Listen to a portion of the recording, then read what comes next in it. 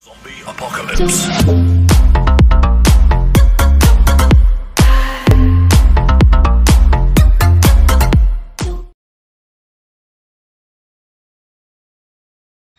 Assalamualaikum warahmatullahi wabarakatuh. Waalaikumsalam warahmatullahi wabarakatuh. Gimana kabarnya Dinda, Bapak, Ibu semua dan teman-teman sekalian? Alhamdulillah. Ya, saya harapkan kita semua lindungi Allah Subhanahu wa taala, sehat-sehat ya. Amin. Amin. Alhamdulillah. Alhamdulillah wa syukurillah wala haula wala quwata illa billah. Syada la ilaha illallah, syada Muhammad Rasulullah. Allahumma shalli ala sayyidina Muhammadin wa ala alihi wa sahbihi ajmain. Amma ba'd. Terima kasih atas kepercayaan diberikan kepada saya untuk memberikan materi saya tentang sesuai dengan judul buku yang saya pernah tulis ya, yaitu Ini pembiasaan karakter ya, pembiasaan karakter religius peserta didik di sekolah umum. Jadi mungkin karena dari buku ini ya, sehingga saya dipercaya oleh teman-teman untuk menyampaikan baik isi buku itu maupun pengalaman. Saya ingin menyampaikan bahwa sekarang ini kita sudah berada di 4.0, bahkan ada yang mengatakan itu sudah 5.0 ya. Nanti mungkin rekan Ibu Bese nanti akan menyampaikan bagaimana guru zaman now yang seharusnya ya, apalagi guru kolonial ya, murid milenial. Oke, ini sangat erat kaitannya, sangat erat kaitannya bahwa di abad 21 ini ya, abad 21 walaupun sebenarnya abad ini sudah berlangsung, kalau kita mau hitung karena sudah 2008 apalagi 2021 ini berarti sebenarnya abad 21 itu sudah lewat. Dia sudah 21, sebenarnya sudah ada satu keturunan, satu generasi sebenarnya ya. Satu generasi sebenarnya. Wah, tapi kita masih berpatokan ke abad 21. Kenapa? Karena mungkin Indonesia ini masih dianggap perkembangan yang ada di Indonesia ini belum sesuai dengan perkembangan yang diharapkan di abad 21 ya, di abad 21. Oleh karena itu kalau kita tidak mengikuti perkembangan ini, kita akan ketinggalan. Ada filosofi yang mengatakan bahwa buta huruf di abad 21 ini bukanlah orang yang tidak bisa membaca dan tidak bisa menulis, tetapi yang disebut dengan buta huruf di abad 21 ya, adalah tidak mau belajar, tidak mau berubah ya, dan tidak mau kembali belajar.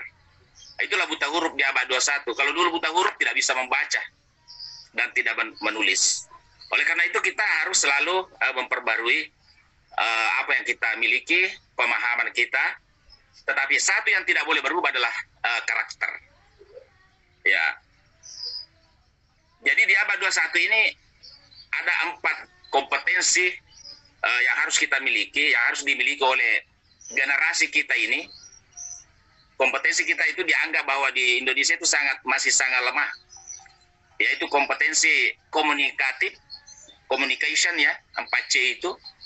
Jadi ditengarai bahwa generasi kita atau alumni kita belum bisa berkomunikasi dengan baik. Belum bisa berkomunikasi dengan baik. Terbukti kalau disuruh bertanya, tidak bisa bertanya. Kalaupun bertanya, yang ditanyakan itu hanya definisi, berkisar definisi, berkisar kamus. Iya, bukanlah melalui pemikiran kritis ya. Sehingga juga disebut di situ bahwa C yang kedua adalah critical thinking. Bagaimana kita generasi kita akan datang ini memiliki critical thinking, berpikir tingkat tinggi. Jadi bagaimana dia bisa memecahkan persoalan. Nah, kalau bagi yang guru itu, maka diharapkan membuat soal-soal yang memiliki unsur critical thinking tinggi, high order thinking skill. Ya, tidak boleh bertanya lagi apa yang disebut komputer, apa yang disebut, tetapi harus bagaimana membuat satu masalah kemudian diberikan solusinya. Komunikasi, kolaborasi, ini juga tidak boleh ditinggalkan. Walaupun sebenarnya Indonesia itu justru kolaborasi ini sudah merupakan satu budaya yang ya memang sudah miliki sebenarnya gotong royong, Tang. Kita kan mengenal masyarakat kita, gotong royongnya itu, kerjasamanya. Tapi ini saya lihat sudah mulai ditinggalkan. Gotong royong bukan berarti harus banyak orang, bisa saja 2 orang, 3 orang, bagaimana dia bekerja, berkolaborasi, ya, kolaboratif ya, untuk bisa memecahkan suatu masalah. Kemudian yang lain itu di abad 21 karakter. Ini tidak boleh ditinggalkan. Ini karakter, inilah yang sangat yang membuat saya tertarik untuk melakukan penelitian di sekolah-sekolah umum. Bagaimana karakter ini jangan sampai ditinggalkan. Kalau istilah guru penggerak, karena saya juga termasuk pendamping guru penggerak Indonesia, di situ dikatakan penerapan budaya positif di sekolah. Penerapan budaya positif, disiplin positif, budaya positif, karakter yang positif ini yang mulai ditinggalkan di sekolah. Coba kita lihat anak kita hari ini, ya, dia itu tidak bisa misalnya bagaimana ketemu dengan gurunya, bagaimana menegur dengan gurunya, bagaimana tabiknya dengan gurunya. Kalau di Jawa itu, di Sunda tempatnya Ibu Basir dengan Parkani itu puntennya, ya, puntennya itu sudah mulai ditinggalkan, seakan-akan itu tidak perlu lagi di zaman now, ya. Padahal itu sangat penting. Walaupun demikian, karakter itu sebenarnya banyak sekali, ya, banyak sekali. Di antaranya hanya 2 yang penting itu, bahwa karakter sebenarnya itu ada karakter akhlak religius, ada juga karakter yang ada hubungannya dengan kemampuan seseorang di dalam melakukan pekerjaan, ya.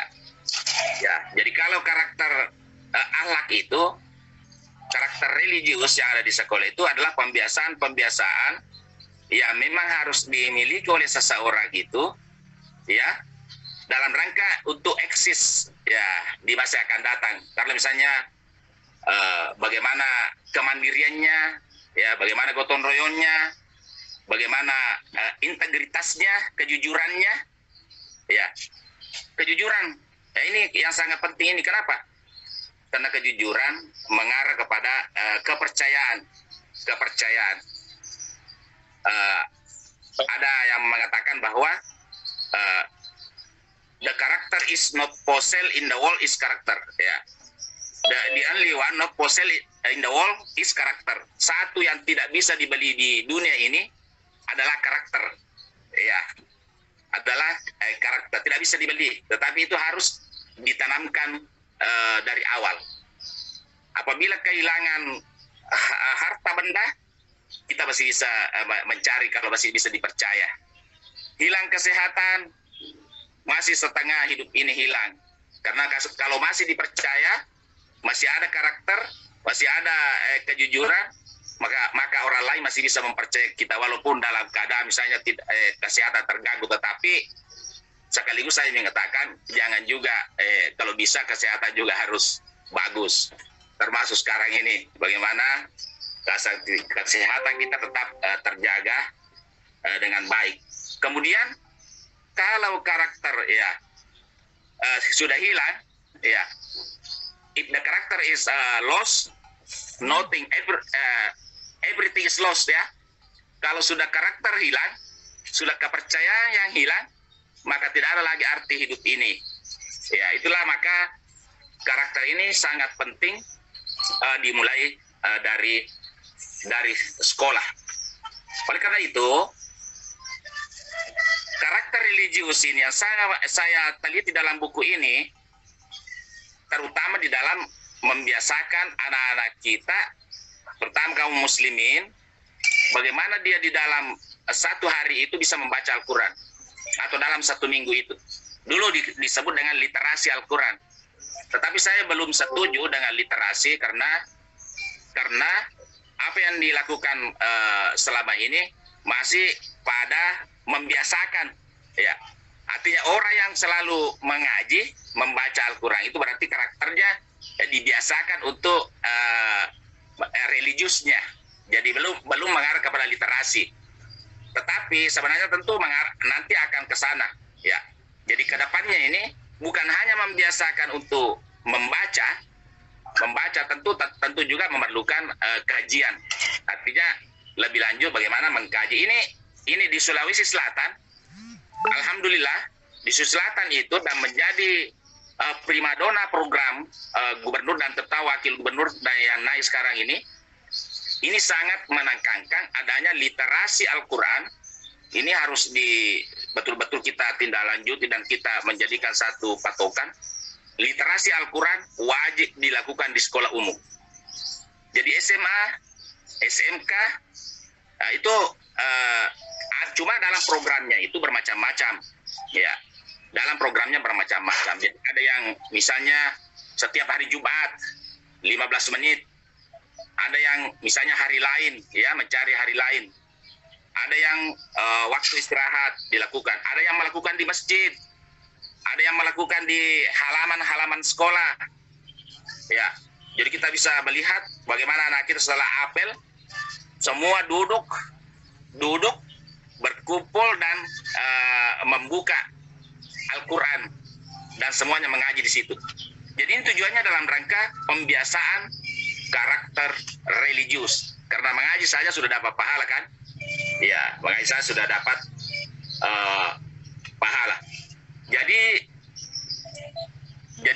sekarang ini itulah yang betul-betul digiatkan dan saya selaku pengawas, ya. Saya selaku pengawas dan juga masih di dalam penggerak atau praktek penggerak. Ke depan ini memang kita selalu mencari solusi-solusi yang terbaik dari sekolah. Ya, jadi kebijakan ke depan itu apa yang kita anggap di sekolah sebagai suatu praktek yang baik, maka itulah nantinya akan dijadikan sebagai suatu kebijakan. Jadi mau dibalik itu. Jadi akan dibalik itu piramida terbalik. Dulu kebijakan itu berasal dari atas, top down, ya. Top down. Apa dari atas harus diseragamkan.